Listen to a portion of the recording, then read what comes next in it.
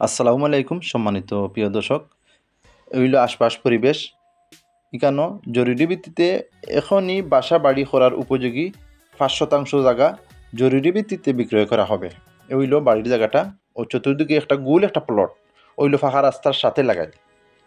আমি জায়গাটা প্লটটা দেখাই আমরা সীমা এর পূর্ব সাইডে আছে বাসা বাড়ি আছে ও সীমা বাসা অন্যটা লিন্ডারও আছে, বাউন্ডারি করা আছে।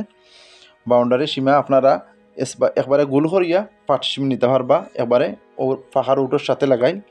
ওগুলো আশপাশ পরিবেশ ওই সামনে এটা বাউন্ডারি করা আছে, ওই দোকানটা আরও একটা বাউন্ডারি আছে।